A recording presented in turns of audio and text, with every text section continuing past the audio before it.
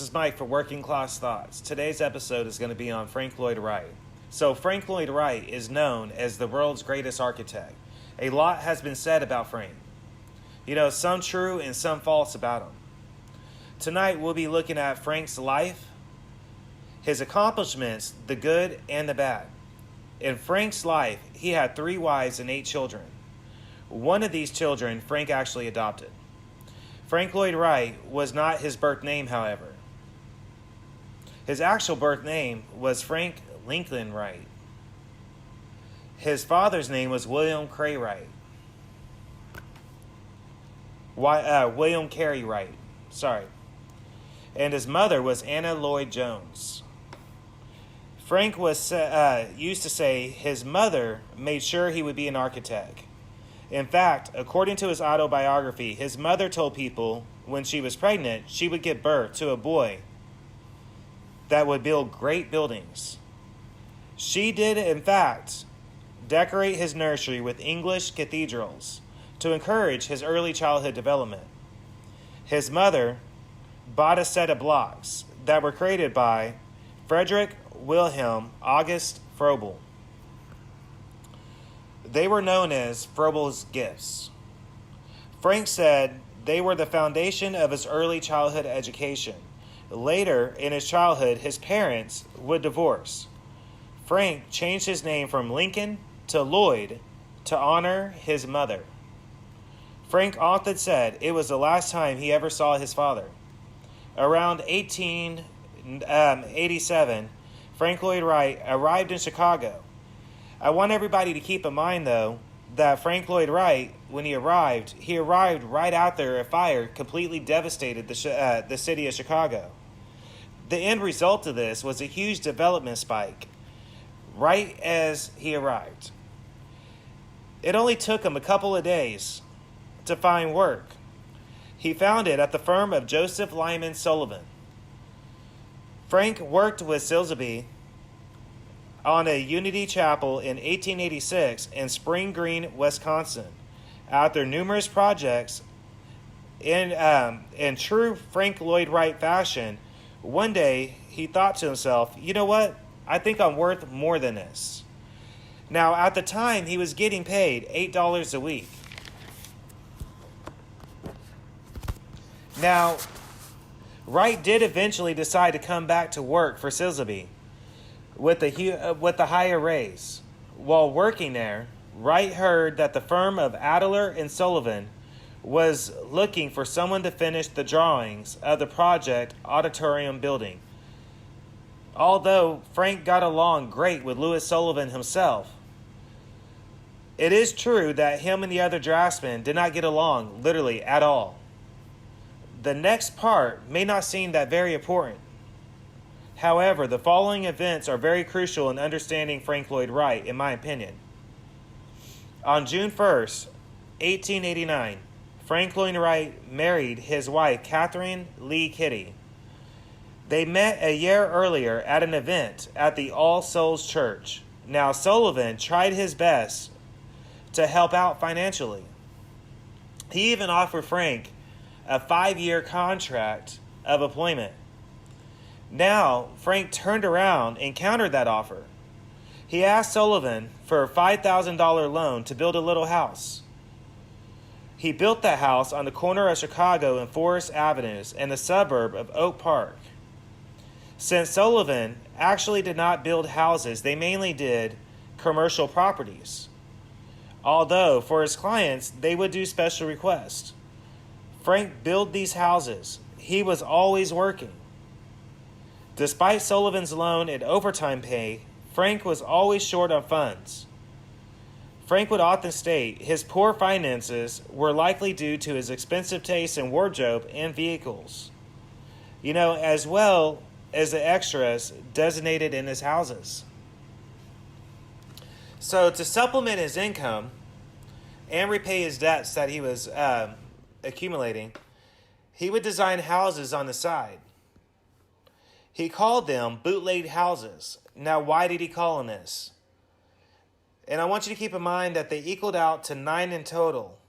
So he got away with this for a while, but he made one crucial mistake. One of the houses he decided to build so happened to be only blocks from the Sullivan town home. When Sullivan was driving one day, he realized it was a Frank Loyd Wright designed house. Now, at the time, this put Frank in a breach of contract. The contract stated Frank would not accept projects outside of the Sullivan firm on his own. So, there are two different stories to explain the break in friendship between Sullivan and Frank. The first story is Frank claimed he was unaware that his side projects was a breach of contract. The second story is Frank told his Taliesin students Sullivan fired him on the spot, simply for a breach of contract, and the only reason being because of the house that was built by his summer house. No matter the reason, it is a fact that they did not speak for 12 years. Once Frank left the Sullivan firm, in true Frank Loyd Wright fashion, he decided to set his home office in a building that Sullivan himself designed. Although Frank said it was because the tower location reminded him of the Adler and Sullivan office. It leads one to wonder, though, based on the fact that they were not on speaking terms. I think it did remind him of his office. However, in a way, he kind of did it out of spite. You know what I mean? Like, look at me now. I'm here right there where you are. The building was located on Randolph Street in Chicago. In 1896, Frank moved out of the Schisler building to a newly computed Steinway Hall building. Frank shared the space with Robert Spencer, Myron Hunt, Dwight Perking. Interestingly enough, however, there was a huge movement that was called the Arts and Craft Movement. Frank and the other three was inspired by this particular movement, as well as the philosophies of Louis Sullivan himself. See, he never quit admiration for him. He used to call him his master. Now, anyways, Frank's style would be known as Prairie School. Frank put an emphasis on a single clean geometry and horizontal lines. The reason why Frank's style was known as the Prairie style, they have a combination of these following features. One or two stories with one-story projections, a open floor plan, low-pitched roofs with a broad overhanging eaves, strong horizontal lines, ribbons of windows, a prominent chimney, built-in stylized cabinetry, wide use of natural local materials, especially stone and wood. Really, it was around 1909 that Frank started to reject the upper middle class prairie style single family house model. Now, keep in mind, however, Frank started to focus to a more demographic architecture. Also, it was 1909 Frank traveled to Germany to present his work to Berlin publisher Ernest Wasmuth. This portfolio of his work Frank presented would eventually be called the Wasmuth Portfolio. Let's take a moment to look at some of his notable public works, 1900 through 1922. So you guys got to bear with me on this. This is a lot of research material, like I said. So 1900, House of Cornell's chapter, Alpha Delta Phi Literacy Society. 1902, Hillside Homeschool, Spring Green, Wisconsin. 1905 was a Unity Temple in Oak Park, Illinois. 1905 to 1909, he rebuilt the Unity Temple after it was burned down. You got to remember, Frank was a lifelong Unitarian. 1905, Lorcairn Administration Building. 1911, he built the Geneva Inn in Lake Geneva, Wisconsin. 1913, Midway Gardens, Chicago, Illinois. 1914, the Banff National Park Pavilion in Alberta, Canada. 1922, he built the Imperial Hotel in Tokyo, Japan.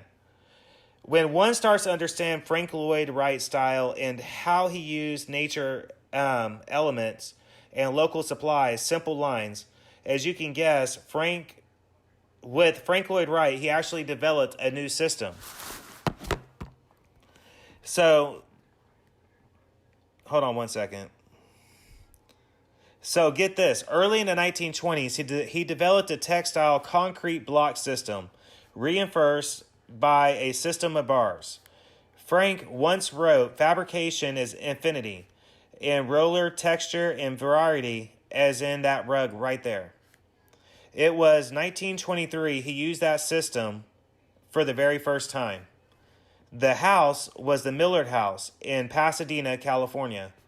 Frank got a chance to test the system once again in his house and the Samuel Freeman house. He tested it again, this time testing the limits, however, of the textile block system, including limit use in the Biltmore Hotel in Arizona, 1927. After World War II, he finally updated it.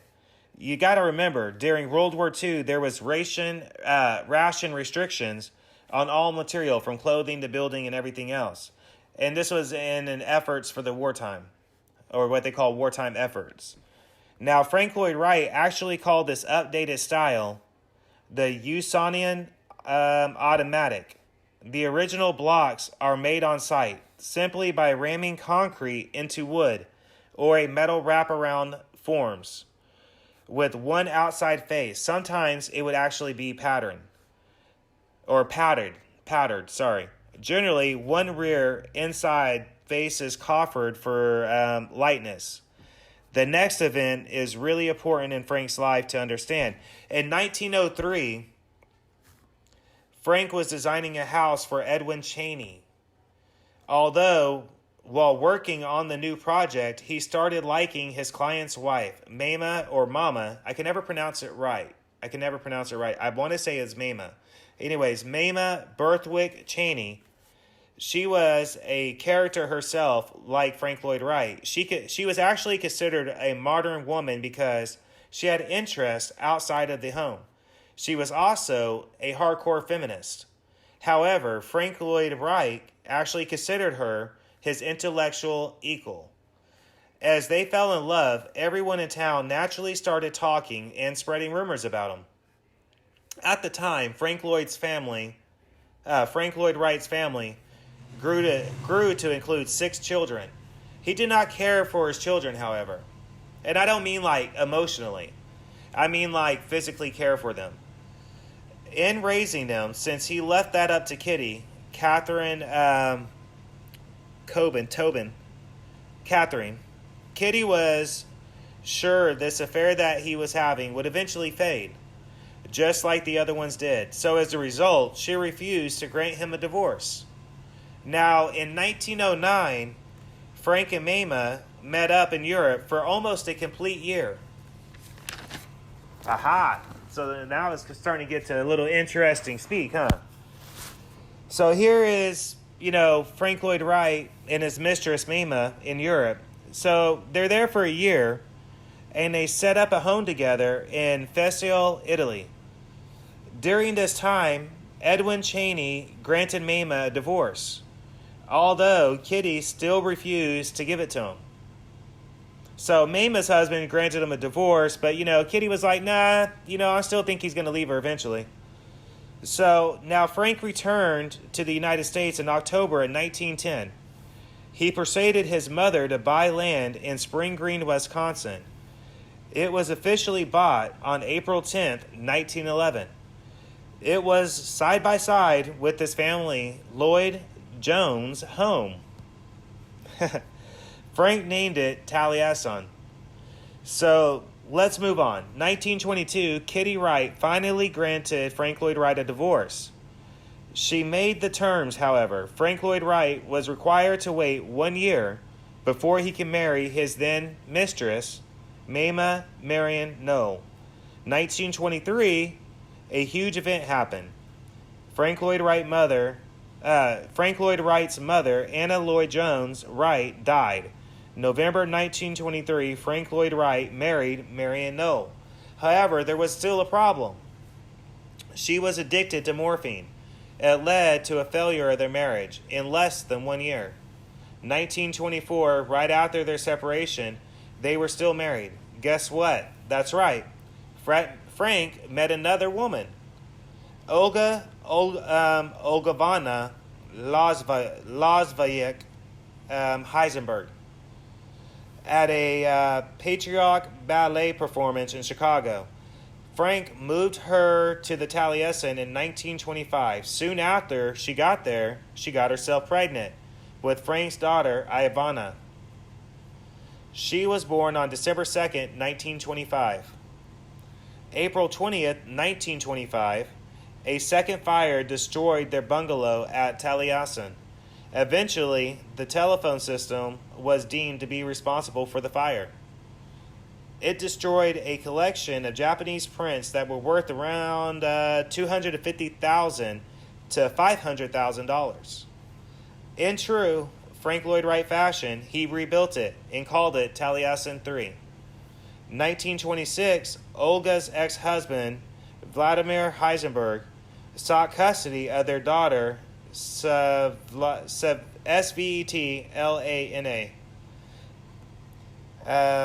October 1926, Wright and Olgavana were accused of violating the Mann Act. They were arrested in Talca Bay, Minnesota, although the charges were ultimately dropped. Now, Frank Loyd Wright's and Marion No's divorce became final in 1927. Frank was once again required to wait one complete year before remarrying. Frank Loyd Wright and Olgavana married officially in 1928. In 1932, Frank Loyd Wright and his wife, Olgavana, put out a call for students of G.I. Gurdjieff. It started with 23. They came to live and work. Many more eventually follow, and actually they still do. Now, granted, new evidence shows that their living conditions and education was actually pretty horrible at the time, that they worked for hardly nothing. Frank Loyd Wright's crops and houses, rumors started that they basically pay for it as well. The school eventually became known as the Frank Loyd Wright School of Architecture and accredited school. He developed a reputation for being difficult to work for. However, I would argue that really there is nothing new about Frank Loyd Wright's attitude at the time. Frank Loyd Wright is known to be responsible for a series of concepts of suburban houses. It was called the Rodinair City. Frank referred to it as the Usona House. Malcolm Willie House, 1934 in Minneapolis. Herbert and Catherine Jacobs' first house, 1937 in Madison, Wisconsin. These houses were built on concrete slabs without basements, sandwich of wood siding, plywood cores, and building paper, a huge change from framed houses. So it actually changed the way houses were built. Before they were actually framed. Now they were built a little bit different in a cheaper fashion and a more efficient fashion. They commonly had flat roofs, also no attics at all. So Frank Loyd Wright had been promoting this idea since the early 20th century. I want to point out that these houses were Frank Loyd Wright's response to the changing times. Servants became less prominent, almost completely absent from most households. With wide open floor plans, the workplace for women, aka the kitchen, she would be more available for her husband and kids and guests in the dining room. He kept the bedroom small, so in hopes the family would spend more time actually together in the living room. This is the reason a huge chimney would be in the living room. Built-in furnishing, this created a new development style called Prairie Ideal. Building homes this way allowed people to afford a Frank Loyd Wright designed home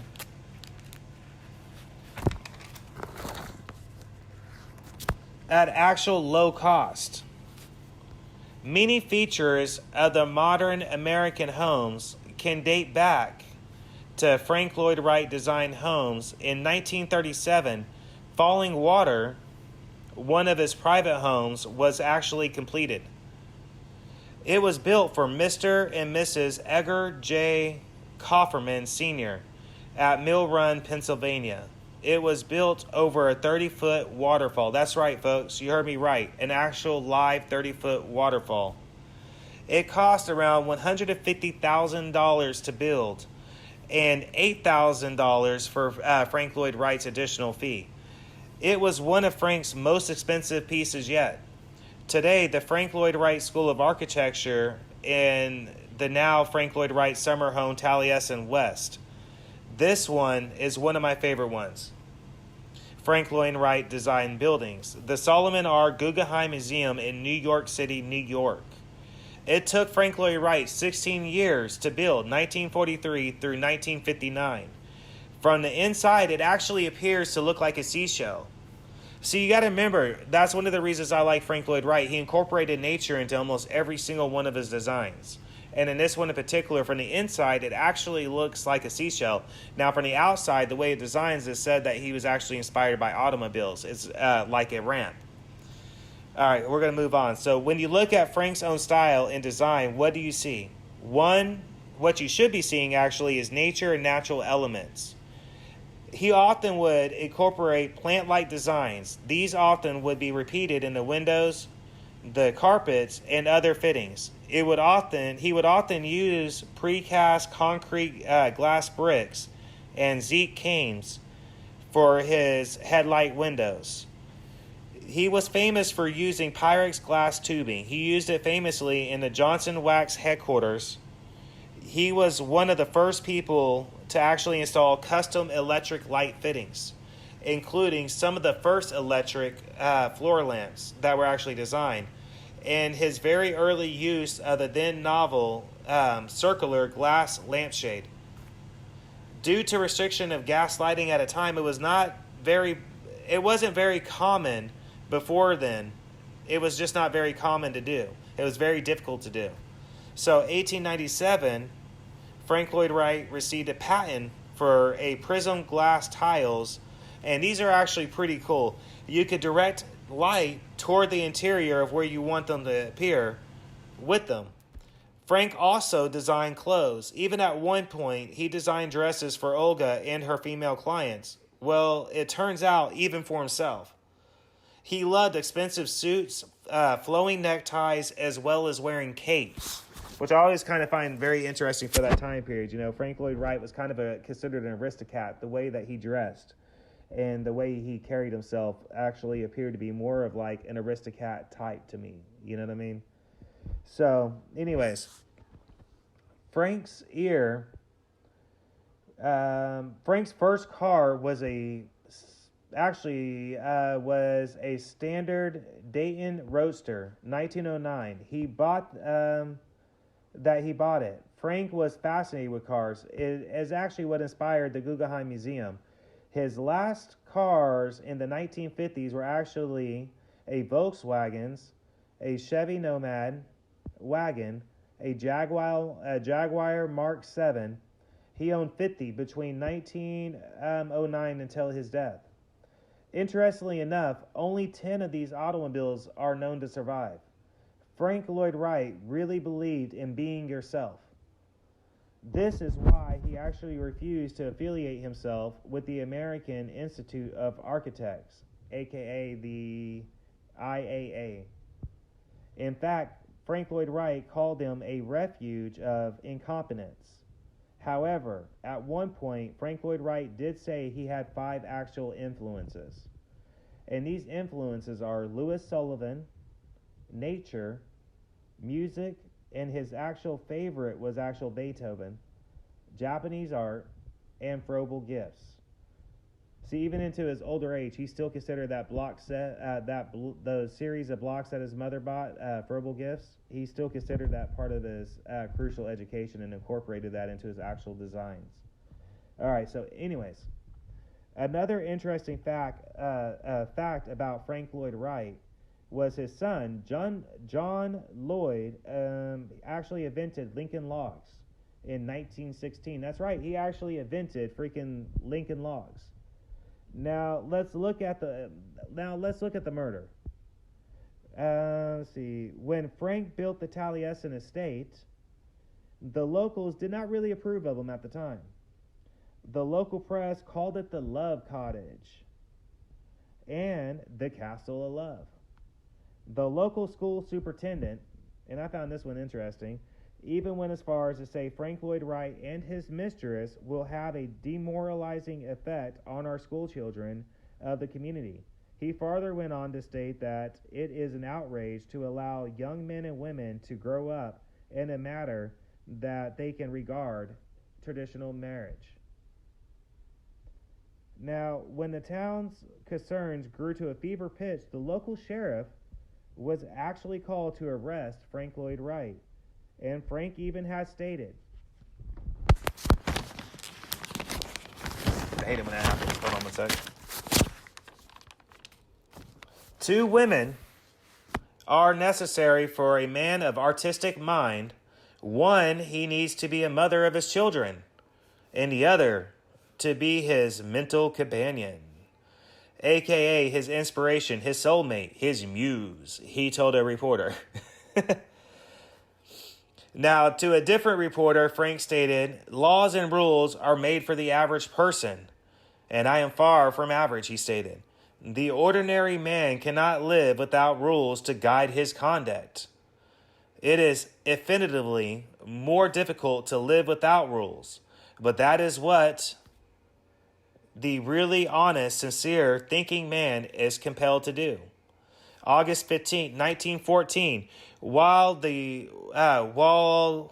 away on business, he was there to work on the Midway Gardens. His mistress, his 2 children, 8-year-old Martha, 12-year-old John, they sat down to a lunch on a porch at the Taliesin in the main dining room.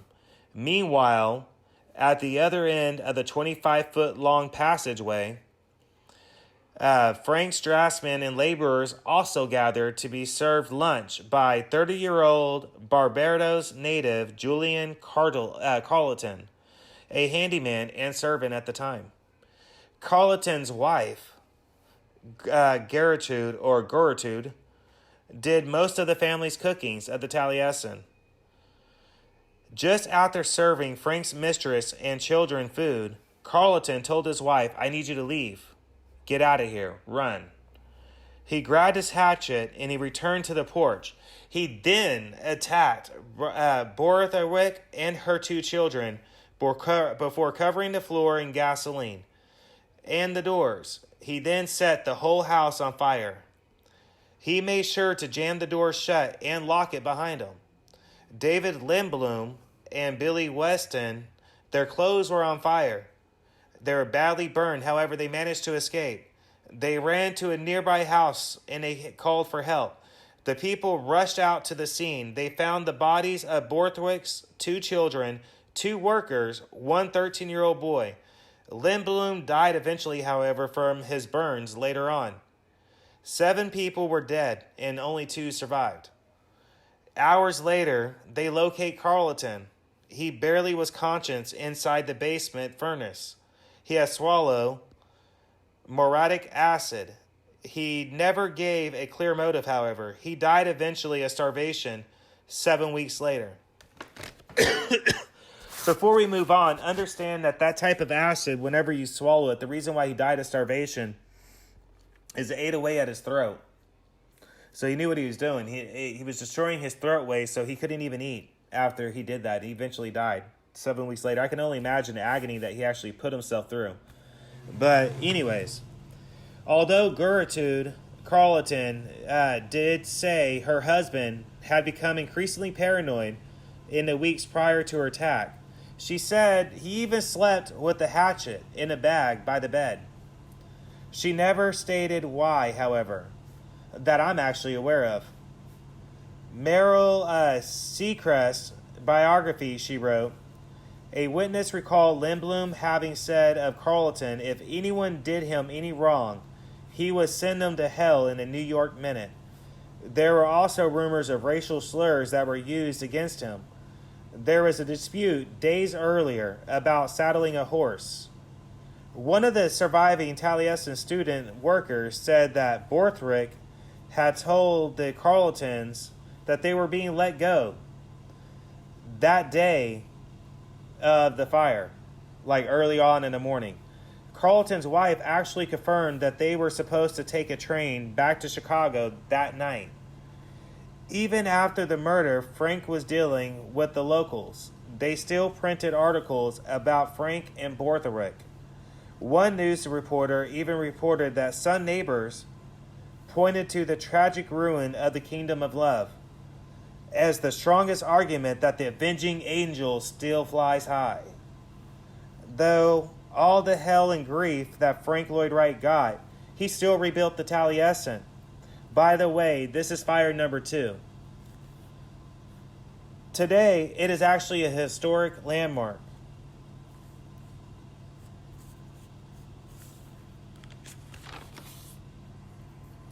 All right. Now I get to see if I have time to do this next part. So let's look at the Price Tower. By far my most favorite building, designed by Frank Loyd Wright. The reason being, I actually worked there for 2 years in the kitchen in the housekeeping department.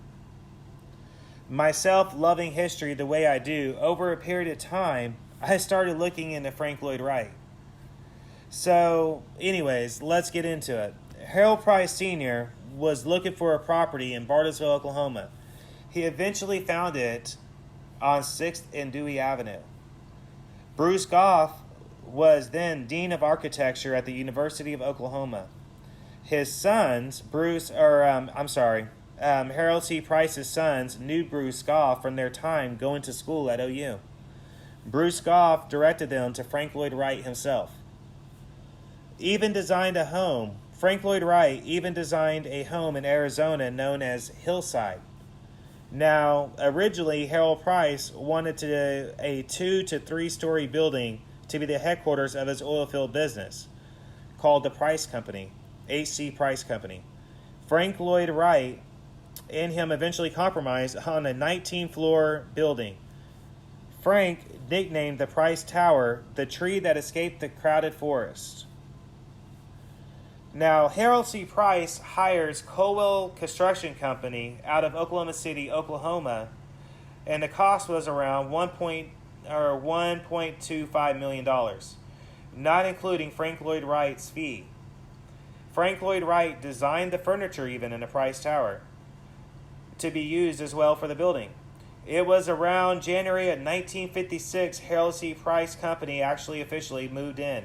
In 1981, the company moves out to Dallas, Texas. Phillips purchases Price Tower in 1983. Or wait, now I got that wrong. 1981, Phillips actually purchases the Price Tower as well. So 1983, the American Institute of Architects awards Price Tower its 25-year award. 1990 was when the Bartlesville Museum officially moves into the Price Tower. However, only 8 years later, in 1998, the museum's name actually changes. And what does it change to? It changes to Price Tower Art Center, aka PTAC. Now, in 2001, C.J. Silas, who was the former chairman of Phillips, gains leadership when Phillips donates it to PTAC, or the Price Tower Art Center. Price Tower really did move quickly, however. In 2002, the Price Tower Art Center commissions Wendy Evans Joseph to turn 8 floors of the tower into a hotel, restaurant, and bar. The bar will be named the Carper Restaurant and Bar. The hotel to be simply named the Inn at Price Tower. In 2007, the Price Tower is made into a National Historic Landmark. At the time, Dirk Kempthorne was his secretary, the United States Secretary of Interior. Now, in 2014, Price Tower Inn becomes a member of the Historic Hotels of America. Now, however, originally when it was built, it actually housed the A.C. Price Company, apartments and offices, lawyers, accountants, physicians, dentists, insurance agencies, Bruce Goff's office, and he actually rented an apartment there as well. a very expensive women's dress shop, a beauty salon, and also the Public Services Company of Oklahoma. There are 20 floors, 19 officially. The whole building is supported by a central trunk of 4 elevator shafts. These are anchored in place by a deep central foundation, or as Frank would have said, a tree trunk. On the floor of each floor is a cast bronze plaque. Frank designed the Price HC Company logo. They actually look really cool in person. However, they are hard to clean. Let me tell you that much. For real. The floors are designed in a quadrant plan.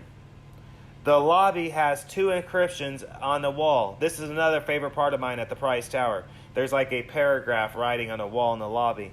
And this was actually inscriptions by Walt Whitman. The first one is the stanza of Salute, Amand. And the second is the Song of the Broad Axe. Now, this is actually really cool to see. Also, they left Harold C. Price's office the exact same way it was. On the desk is even a note his secretary had written, if I remember right.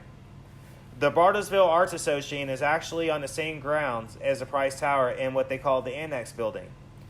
They also have an architecture library on the 2nd floor, as well as numerous Frank Loyd Wright and Bruce Goff resources.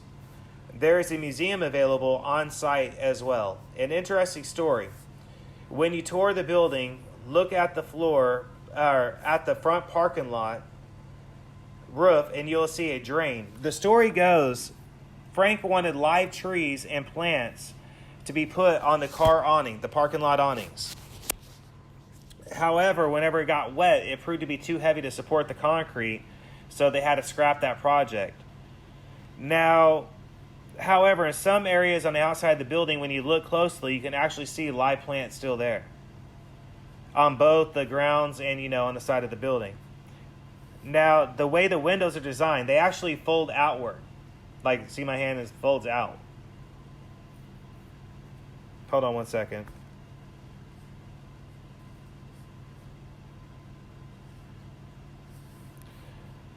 Yep, they fold upward. Frank was one of the first people to actually come up with this concept. Also, there is a perfect degree visual effect. He was also one of the first people to do this. The copper paneling was meant to appear as leaves when you look from the ground. So if you're actually looking at the Price Tower from the ground up, it would appear to be leaves from a tree. The color that you see on the floor, that is actually Cherokee red that you're looking at. The story goes that back in Arizona, Frank had seen a car drive by. He sent out his students to find out what the color was. He found the guy at a car wash, and he said it was red. The student said, no. What color is the red? What shade of red is it? He said, oh, okay, Cherokee red. Frank began using this in everything. He absolutely fell in love with it. The way the concrete is done, by the way, is actually dyed red, Cherokee red concrete. And the basement is also a storm shelter and a fallout shelter as well. And that mural in the lobby that everyone actually loves, is actually called the Getty Iris. It is actually amazing to see in person. Oh, and the lights. Wherever these triangles are pointed at, meaning their direction, that's where Frank actually meant you to look at. I want to tell you another funny story, however, about H.C. Price, if we have time. So, H.C. Price wanted a globe for his office. Frank, being the way that Frank Loyd Wright was, said, no way, I'm not making no changes to my design. It's final, it's done, finished. I ain't fucking doing it. You ain't ruining my design, man. You ain't doing it, all right? Frank was just rampant about this, So they went around and around. But eventually, Frank did put a globe in his office. However, where it's located at, when the door is open, you can't see the globe. And if you look closely where the plants are, there's like a slope thing. And it's sloped a little bit. I know my hand ain't doing it justice on the angle, but it's sloped a little bit. And the reason for this is Frank did that so whenever you water the plants, the water runs down and hits the globe and then hits the floor. He's like, kind of like, Yeah. Frank was like, fine, there's your globe. I also want to say, falling water on a clear day, they actually say you can see Kansas. But however, I know for a fact you can see Dewey. Now, something else that's really cool is when I worked in the kitchen at Price Tower on the 16th floor, I had the luxury of two things. If I open, I got to see the sun rise.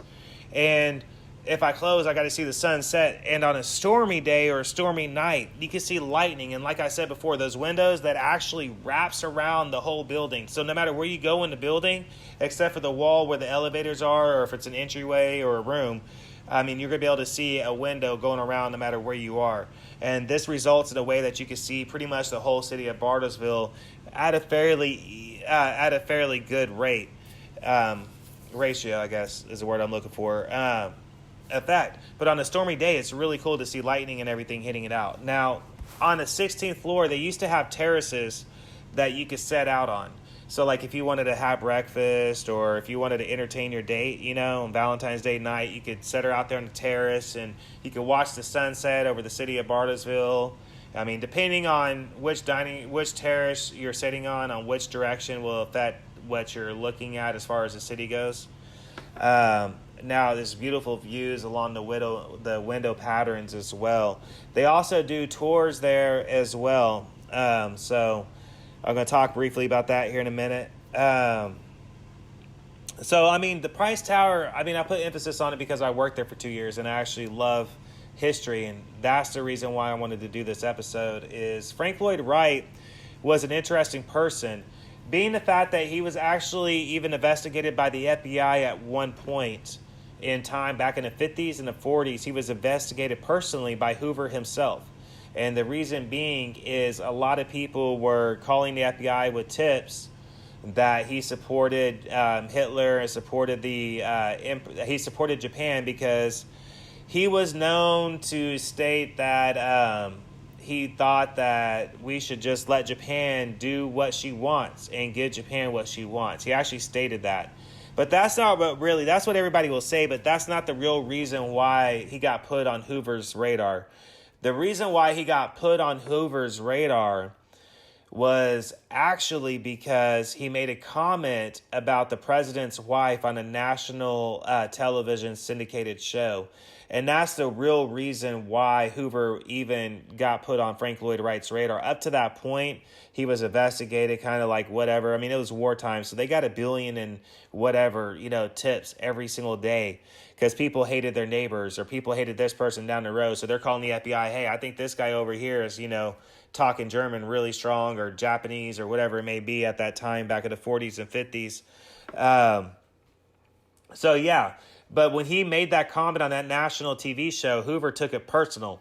And even after the war, he was still being investigated by the FBI. The file on Frank Loyd Wright that the FBI has, I'm talking, is pretty massive, dude. So Frank Loyd Wright was an interesting person. He was known to be arrogant. He was known to be cocky. He was known to want his way. You weren't going to change one of his designs. One of his clients called one time to complain personally to Frank Loyd Wright about a desk where he put it. He said, I got a leak in my roof, Frank. I need you to I need you to take care of this leak. And Frank Loyd Wright's response was, why don't you just move the desk? And Frank Loyd Wright hung up the phone. So that's just Frank Loyd Wright's personality. That's the way he is. Once he designs something, that's it. Those houses that I was stating that he was designing before earlier in this episode, those houses actually, he built in furniture in them. And they said that if you were to move Frank Loyd Wright's furniture in any shape, form, or way after he designed a house for you, Frank Loyd Wright would come in the middle of the night, they said, and the stuff that you put in there, he would have on the lawn, and the stuff that he originally had would be put back by the time you woke up. So Frank Loyd Wright was adamant that once he designs something, it's artistic. You're not going to change it, and that's just the way it is. Another interesting story about Frank Loyd Wright I have is he was asked one time by a reporter, why are your roofs so low? Hold on 1 minute.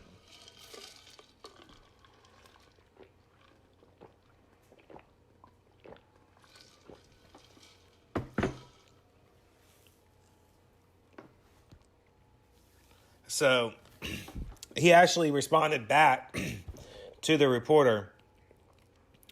If I was a taller guy, my roofs would be taller. And he cut off the story right then and walked away. So Frank Loyd Wright was a very arrogant, artistic type of person. And I think even though he has so many wives in such a short period of time and so many bad relationships, I believe that fire that happened at the Taliesin when Maimon was, in Broadswick and everybody, yeah. I think that fire really changed Frank Loyd Wright's personality. I think in a way it kind of humbled him more. And you'll see by the clips that I'm going to attach in this video, I'm going to put in clips. And you can see what I'm saying if you study body language or if you look at his mannerisms, what I'm talking about.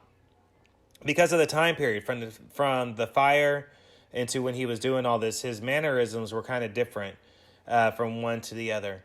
At least that's the way I personally feel whenever I look at it. In a weird way, I mean, you're never going to change somebody completely, but I think it humbled him more. He was still cocky, and he was still like, no, this is my way, you're not going to change it. But I truly do think Frank Loyd Wright was brilliant. I think is one of the world's greatest architecture people.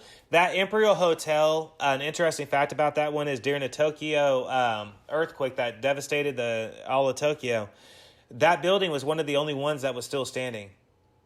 So that's how well Frank Loyd Wright actually designed buildings. I'm currently going to start looking into some more of Frank Loyd Wright's architecture. I heard that is actually in the California area, more than just the Pasadena area. I've actually heard there's some Frank Loyd Wright designed buildings actually in San Francisco that I never knew were there. And I spent, you could tell. So I got to go see those at some point too. But if you ever do get a chance to go to the Price Tower, I highly do suggest it. It is an awesome building. And also the Price Tower also does a lot of good for the city as well. Currently, they're involved with the Tower Greens project. And what that is creating a green space for the city of Bartlesville. They're also very heavy into supporting arts both for adults of all ages as well as children. And they're also big on local artists as well. They do a lot of local art exhibits at their museum. Their artisan beer is also local that they serve in their bar. So that's all from the state of Oklahoma. At least last time I checked it was, or majority of it was. That was back when Chef Jimmy was still there. I think, at that time it was supposed to be all local brewed beer to support the local breweries. And then I believe the restaurant at one point was all local beef as well. So it was like all local grown, or they try to do local grown produce, local grown beef and all that. It was like all support local stuff. And that's one thing I've always liked about the Price Tower as a whole. That aside, the building's actually beautiful whenever you see it. If you're really interested into Art Deco, if you're interested into like really interesting patterns, both furnitures, Price Tower is also the only place that I know of. Now, if I'm wrong, somebody please correct me in the comment section, but I believe Price Tower is the only one that actually has furniture that was designed. They're replicas, mind you, but they're replicas of the Frank Loyd Wright designed furniture. And if I remember right, they're one of the only Frank Loyd Wright designs buildings that's actually a historic building that you can actually see and actually, no, I mean, you could always see them, but I mean, you could actually sit in, and actually use at the bar, for example, and have a drink. And if you like that, by the way, picture the sun setting with the copper bar in front of you. I don't know if you know about light and metal, but when the sun starts hitting that copper and you're having your beer and you're watching the sunset or your drink, whatever, it's amazing. Anyways, moving on. But yeah, so there's a lot of great things about that building. There really is. And it's got a lot of history to it, and they do a lot of good with the city of Bartlesville. And they're also attached very heavily into the Bartlesville Community Center. And last time I checked, they're also attached to the Oklahoma Marzark Sympathy Society and all that too. So there's a lot of things that they're attached to. I highly recommend traveling to see them, and I highly recommend people seeking out information on Frank Loyd Wright. If you want more information on the murders, I'm going to try to do my best to provide that. Also, really quick, my anchor, my home studio is actually telling me I'm running out of time.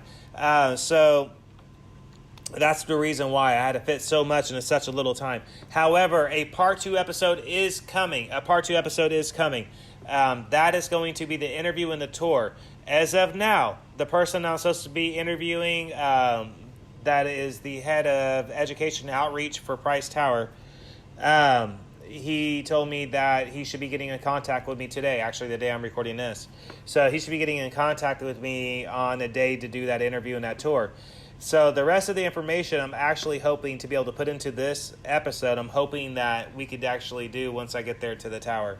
So I can actually do some of that on site. At least that's the plan so far.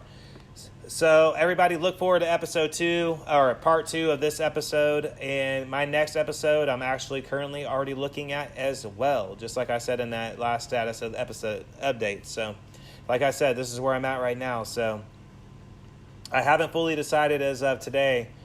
It's the first. I haven't decided as fully if I'm going to launch this today or not. I do know it will be launched soon, though. I'm just waiting to decide if I'm going to do that interview and the tour, if he's still going to do it or not. So if he does, there will be an episode part 2 to this. And if not, there might still be a later episode so I can do more on that actual fire. For everybody that's part of the true crime community, I highly do recommend that you look at the Taliesin books that's on the fire that's out there. I mean, that sucker, you talk about a brutal murder, man. All those people that he killed were people trying to get out of the fire that he just served lunch. So they're trying to get out of the fire, man. They're hopping out. And he's just, as they're hopping out, he's axing them. The people that survived said that whenever they got back to the grassy area, like they looked over and he was just axing whoever he could. So he had this hatchet and he was just swinging at whoever he could, man, just swinging, you know. So, yeah, it is definitely an interesting subject to actually look into. I promise you that. Now, as normal, I'm still going to attach my normal slideshows, which is going to consist of the actual FBI stuff that I could get a hold of for this. And I'm also going to attach clips. So everybody stay tuned for the clips and the tour and everything else. So expect more coming from this episode. Again, this has been Mike for Working Class Thoughts. For my audio listeners that's listening to me on Anchor and on Google and iTunes, CastBox, and everywhere else that I'm available at, Spotify, all that stuff. Everybody that's listening to me out there, go to YouTube, to Working Class Thoughts Online Library YouTube.